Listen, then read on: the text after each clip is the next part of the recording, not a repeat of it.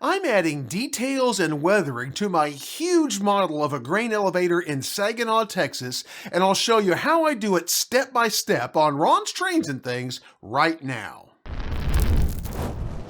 Hi, I'm Ron of Ron's Trains and Things, and today I am completing the build of my grain elevator, the very large Elevator F in Saginaw, Texas, which I started in a previous video. I still need to build the loading shed, install dust collectors and some other details, and weather the entire structure. That sounds like a short list, but on a structure of this size, it includes a lot of work and a lot of time. So without further delay, let's get started. This video is brought to you by Midwest Model Railroad. With 15,000 square feet of inventory and one-day shipping, whether in person or online, they are your one-stop model railroad shop.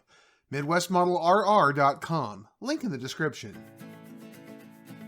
In the previous video on this build, I gave you a brief version of my history with this grain elevator, showed you how I created and assembled the silo complex, built the head house and galleries using elements from my previous version of Elevator F, and painted and added a base layer of weathering to the entire structure. If you haven't seen that video, I'll link it at the end of this video in an end screen. You'll want to check it out. Picking up where I left off, let me say that not all of the steps in this video are shown in chronological order. Sometimes I had to leave one step while glue or paint dried and work on another step in the meantime. For the sake of video, however, I have covered the steps in a more logical sequence, so if you see some discontinuity in the clips, that's why. First, I built the loading shed. Since I do not have blueprints or actual dimensions for the structure, I started by getting some approximate measurements using an index card and a scale ruler, and comparing it to available reference photos. The prototype has a 3-track loading shed, but in my limited space, mine will only cover 1 track. With my measurements and a rough drawing in hand, I used light cardboard to cut out and assemble a mock-up to make sure the shed would work and look right in the space. I made sure to get the dimensions of the mock-up right and taped it together with painter's tape. The better the mock-up I make, the easier it will be to transfer the plan to the actual structure. When complete, I set the mock-up in place, made a few minor adjustments to my plan, and I was ready to build the real shed. Here you can see close up that the loading shed is clad with metal siding that isn't standard corrugated siding but is closely spaced between the ribs. Evergreen metal siding, stock number 4526, which is 40 thousandths of an inch thick and has a 1 millimeter spacing between the ribs, seem to be a close approximation. 1 millimeter is very close to 6.5 inches in inch scale. I used the measurements from the mock-up and began laying out the walls. The shed has a raised section in the center and is shorter on the ends. The overall shed length is 60 feet, the depth is 24 feet, and the total height is 46 feet, with doors being 16 by 26. The key thing to remember when using shaped styrene like this is to make sure that the siding is oriented correctly before cutting. For metal siding, this means it is vertical. The rear wall will never be seen, so I used plain styrene sheet for it. I also used plain styrene for the roof. To assemble the walls, I used my magnetic corner clamps. This tool is a little pricey, but I find it absolutely indispensable. I use it every time I build any kind of a structure. I know I have shared this before, but I'll share it again in my Amazon Pick of the Week in the description down below if you'd like to check it out. I glued the parts together as usual with solvent cement, making sure the corners were square and flush.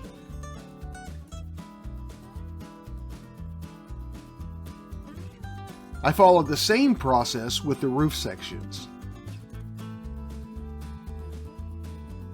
I trimmed all of the wall and roof corners with evergreen number 292, 80 thousandths of an inch angle.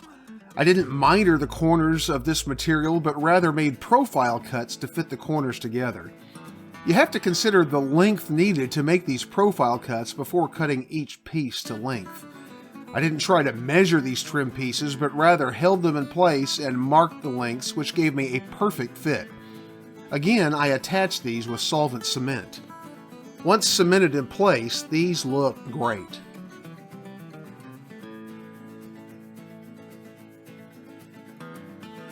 With the shed assembled, it was time for paint.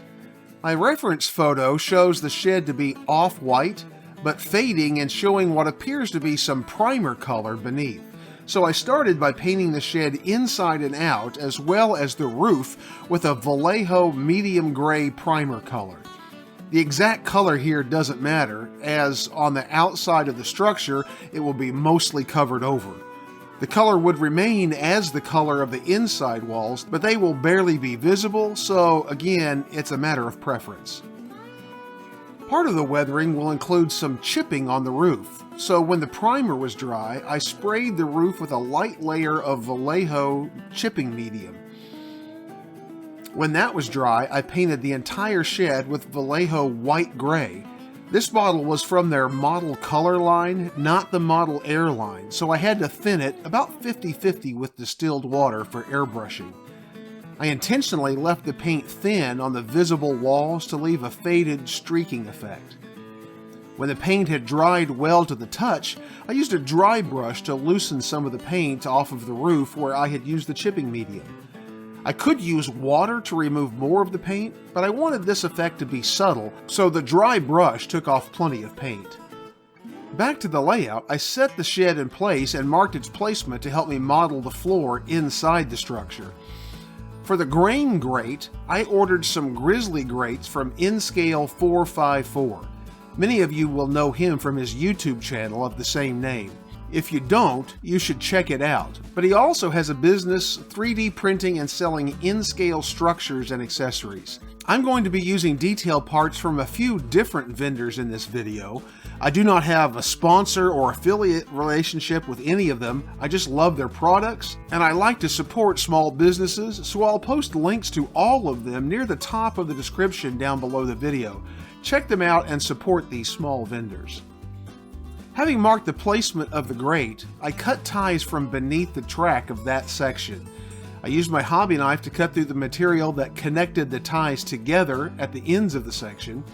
Then I used a chisel number 17 blade to remove all of the spike detail from that section. I also cut through the ties of that section halfway between the rails to ease their removal, and I pushed them out from under the rails on each side. This would be easier done when laying the rails, but that was not an option for me at this point. The grizzly grates come on the supports they're printed on, so I carefully cut the supports and gently sanded away any burrs that were left behind. I slipped the grate under the rails and it fit perfectly, though it would need a little shimming upon final installment. I painted the grate first with a gray-black paint. This coat was primarily to blacken the recesses in the grate. When that was dry, I lightly painted the grate itself with Vallejo gunmetal gray, which has a bit of a silver sheen to it. And when that was dry, I added a bit of rust brown to highlight the grate. While that paint was drying, I hand painted the rails through the loading shed. I need to paint the rails of this entire section of the layout and probably should have done so before this, but for now I just painted the section and pressed on with my model. I then slipped the grate into place under the rails. It's too bad that most of it will be unseen inside the shed because it looks great. Before proceeding, I tested the section with a covered hopper to make sure that there was no interference with the flanges. There was none. I cut a section of cork roadbed and glued it down upside down to shim out the rest of the shed floor. I then cut and painted some scraps of 40,000 styrene to piece together the shed floor. I used other scraps of styrene as shims to level the floor and glued it all in place. I had painted the floor section a basic light gray as a base color. Concrete can take on many different shades, but one thing is always true: concrete is never just a single monotone color. Even new concrete has subtle variations across the surface, and much more concrete that has aged and been dirtied by use. So for the floor, I applied several thin washes of various grays and browns, then dispersed them by dropping more water onto the paint. This creates a random color changes and some tide marks that really add to the realism. Let me pause for a moment to say that if you're enjoying this video and would like to see more model railroad tips, tools, and techniques to help you build a better model railroad, then be sure to subscribe down below and click the little bell icon so you can catch future videos. To create the loading chute, I used Plastruct number 90621. That is 1/8 inch square tube, as the prototype has a square loading chute. Well, actually it has two of them. I judged the angle of each end by holding the tube up to the model on the layout to get an approximation, then did a little math to make sure that the angles were complementary. The angles I used were 30 degrees and 60 degrees respectively. I marked sections on the chute every scale 8 feet, and then wrapped 3 sides of the chute at each mark with evergreen number 122, 20 thousandths by 40 thousandths styrene strip. These simulated the seams where the sections of the chutes connect together. I would have preferred a thinner strip, something like 10 thousandths, but I had this on hand. I cemented the strips to the chute with solvent cement, leaving each one long, made sure that each one was straight and square, and then clipped off the excess. When the cement had set, I sanded each corner to make sure it was flush and smooth. Off camera, I painted the chute with the same white gray that I used on the loading shed and weathered it with some grimy black and rust color washes. I cut a piece of styrene rod to fit tightly in each end of the chute at an angle.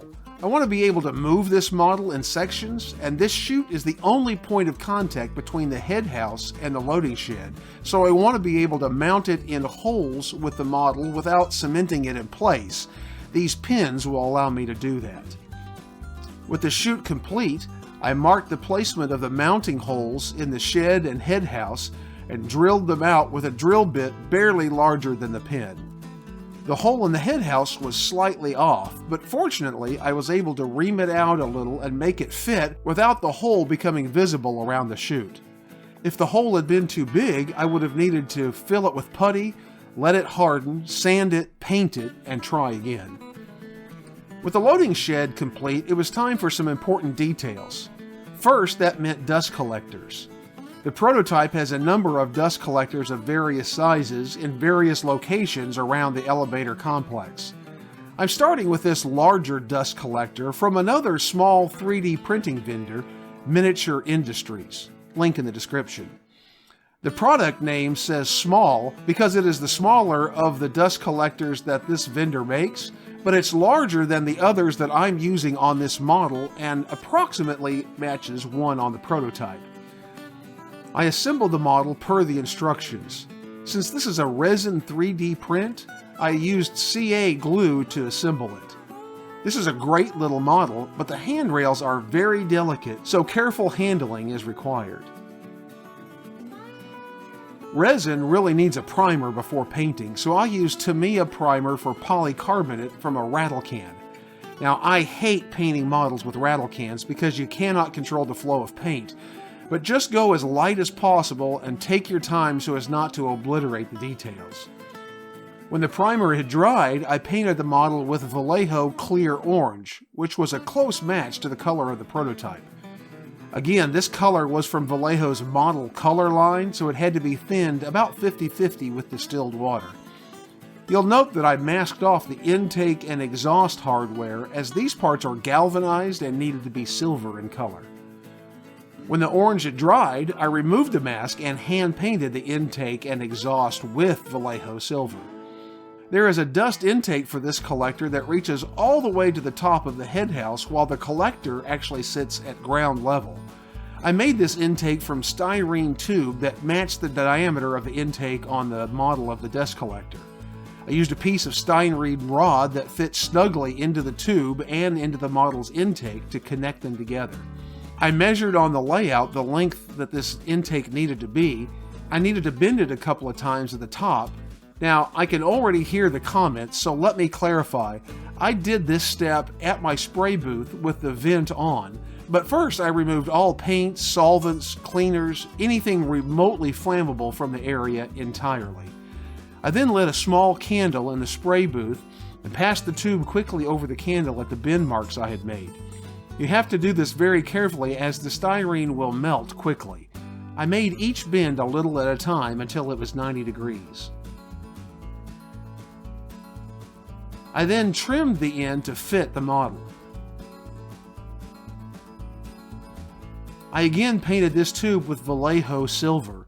The silver paint tends to be a bit streaky, which is actually perfect for aged galvanized metal.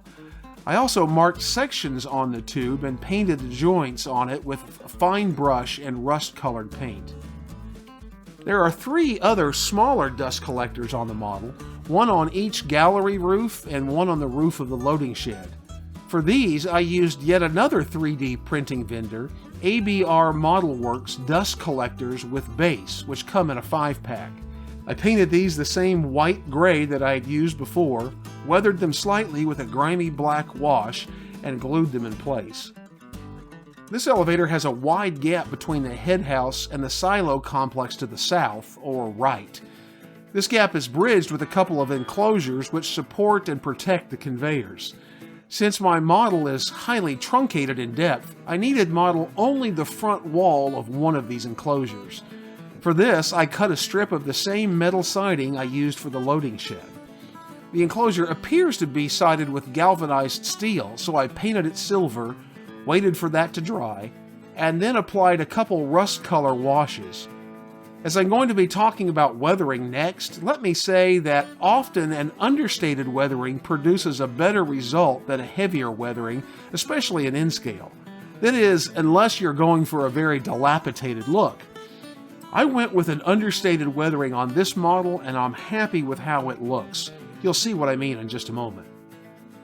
I decided it would be easiest to simply glue this little enclosure wall right to the backdrop. When weathering the loading shed roof, I sealed it with dull coat so as not to remove more of the chipping medium that I had applied earlier.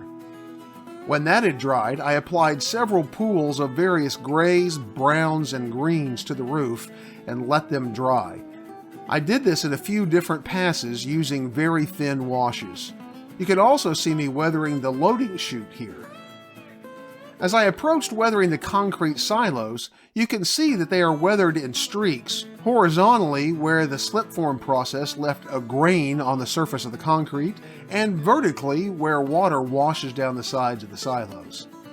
I had already applied some general broad gray streaking down the sides of the silos with an airbrush when I initially painted them. You can see that process in the first video of this build. For the finer streaking, I used Monroe Models weathering powders, medium gray and white. I used a straight edge to keep the streaks straight per my reference photo. I used a very fine brush to apply the powders and tried not to use too much and to vary the amount so I wasn't just painting straight lines on the model. When each line was finished, I toned it down by brushing it with a paper shop towel. This blended the streaks in nicely. I applied several medium gray streaks horizontally to each of the silos, varying the distance between them to simulate randomness.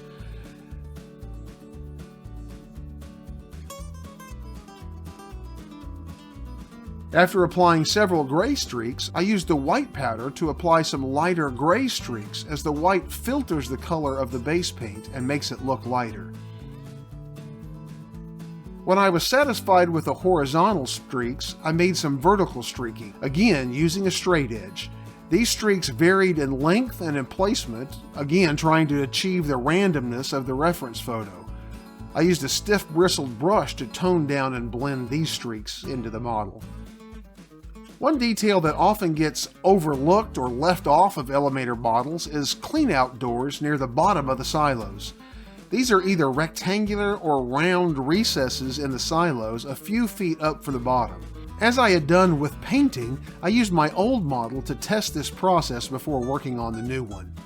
I used a 1/8 inch drill bit, which is approximately 2 scale feet, and drilled just deep enough to recess the surface. This seemed to work well enough, so I laid out where I wanted the cleanouts on my model, a scale 10 feet above the ground, and used a caliper to make sure that I got them centered on each silo. I used a number 60 drill bit and a pin vise to make a pilot hole for each one of these, as it's very easy for a larger drill bit to slip sideways on the curved surface. I then began drilling the cleanouts. This is where I learned that not all PVC is the same density, as a couple of these recesses ended up a bit deeper even with the same speed and pressure on the drill, but they turned out okay. I carefully sanded away the burrs on the surface left from the drilling with a fine sanding stick. I then painted each hole light gray to simulate the metal access plates.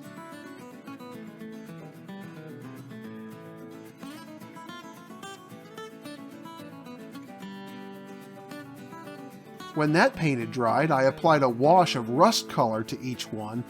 In a few recesses, I allowed a bit of the rust color to run down the surface of the silo below the access. The final step in this build is the fall arrest system. These are OSHA-required safety equipment on modern elevators where personnel work on the roofs of covered hoppers, opening and closing access hatches. This is another model from Miniature Industries, the same vendor that made the large dust collector. I checked all of the parts for burrs that needed to be sanding and removed the safety trusses from their sprues and test fit them on the mounting pads. Again, these resin parts glue together best using CA. Per suggestion of the instructions, I glued the trusses together in pairs and then assembled these pairs into one long truss. I then glued the truss onto the support columns upside down, holding the columns in place and plumb with machinist blocks. Remember how I said these resin parts are very delicate? Well, I broke one truss at a joint without even realizing that I had done so or when. I replaced the broken section with a short piece of styrene rod. This stands out on the raw model but is virtually invisible once painted. I painted the support pads with Tamiya buff, and painted the little part where the safety cable connects rust brown. I don't know what this part is actually called. I weathered the concrete base pads with a grimy gray wash. Off camera, I painted the truss and columns with Tamiya flat yellow with an airbrush. Then I attached the base pads to the bottom of the columns. Be careful to make sure they are square with the columns or they will throw your model off when you mount it to the layout.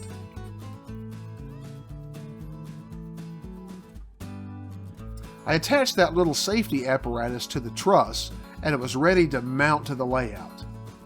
I mounted the model with tacky glue because I may want to remove it later when I apply ground texture or other scenery elements to the area. I got the model in place where I wanted it, then propped it up with a couple of bottles until the glue had dried. And with that, this model is complete. It has been a big project that I've worked on over the course of about 3 months, but I couldn't be happier with the result. To see the first installment where I built and painted the silo complex and other model railroad content, check out the links on your screen. Remember the links to those 3D print vendors as well as my Amazon pick of the week in the description down below, and join me for future installments as I bring you even more great model railroad videos, and I'll see you on the next video. 10, Lizzie?